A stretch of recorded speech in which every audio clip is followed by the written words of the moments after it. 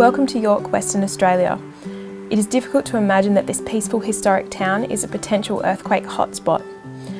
Unreinforced brick or stone buildings like these are at real risk of earthquake damage.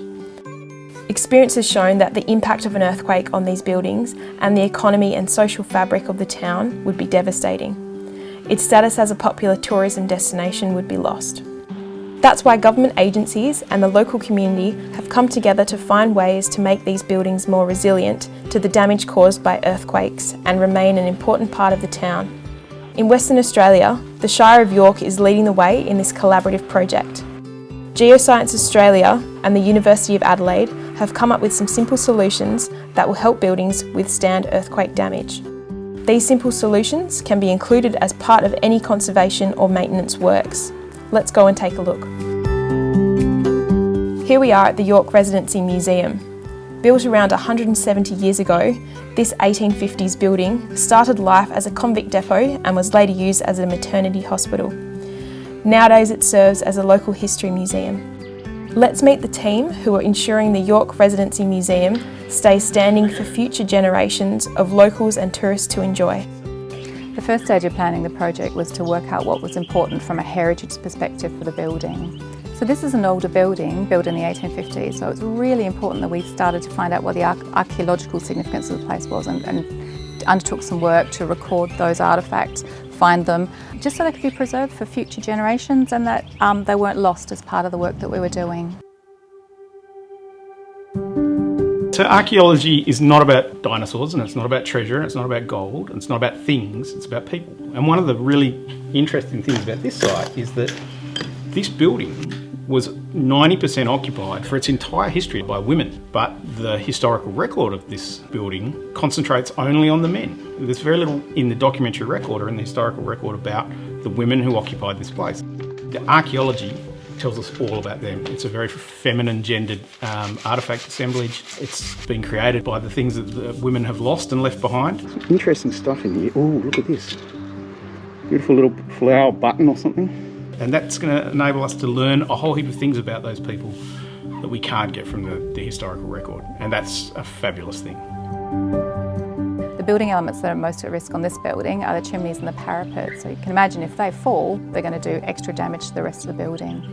One of the best ways we can protect the Residency Museum into the future is obviously by doing that regular repair and maintenance. So that'll help it withstand things like storms, earthquakes, and even fire. It's provided us lots of opportunity for additional mitigation work. So while the construction crew were here and we had the scaffolding up, we could actually attend to other things such as roof tie downs, etc., so that we could prepare the building for other natural disasters. In preparing the scope of work, we sought the advice of a structural engineer. He was specialised in heritage buildings and he did the investigation for us and looked into all the ways we could proof the building against earthquakes and then other natural hazards. This building is a pilot project for the regional scheme for mitigating the effects of earthquake in regional towns. This project is a shire building that needs conservation. Opportunities being taken to restrain those elements which are vulnerable in earthquake, making that connection more ductile in an earthquake situation where walls can fall out, parapets can topple. Chimney stacks especially can just sever and drop through buildings. But then the one that's on this side of the chimney, we run this straight through. The next important step was obviously once the scope was prepared, we need to run it past State Heritage so they could ensure that we were undertaking all the right measures to ensure the conservation work was done to best practice. Planning how the simple engineering solutions can be implemented without major changes to the original structure and appearance of the museum has been a primary consideration. We have 3 chimneys here. 2 of them are going to be braced in a relatively standard manner as per the retrofitting of earthquake code. And one of them is much more slender and taller. It's on the perimeter of the building and is much more vulnerable. And normally one method is to prop that stack externally against the roof. But here circumstances are we've been able to be cleverer and turn that stack, which is not going to be used at all, We are reinforcing it internally with a tension rod which will do the same job that a prop would do, but in a much more visually acceptable manner. Simple solutions can be used to reduce damage from earthquakes and other natural hazards. Including these simple solutions with other conservation work helps keep the costs down and protects against expensive repairs or total loss of a building in the event of a natural disaster. It's a good example, actually, with it being the lowest category of URMs in the Shire, of which other buildings are people's homes. So this is a former home. So single story, usually with one or two chimney stacks poking through the roof, maybe a gable end. It's got those three elements to it which many people will have in their traditional homes.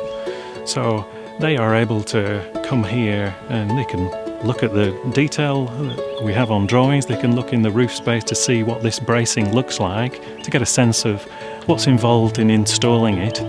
It's important to know that you don't need to re-roof your roof to install this bracing. Very important.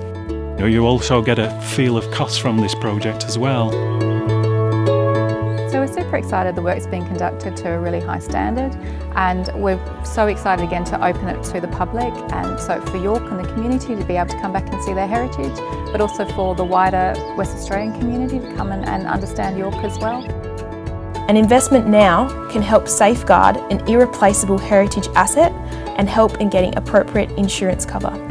Talk to your local government and heritage department for advice on any necessary approvals and eligibility for grants. Action now will help save our heritage places for current and future generations to enjoy.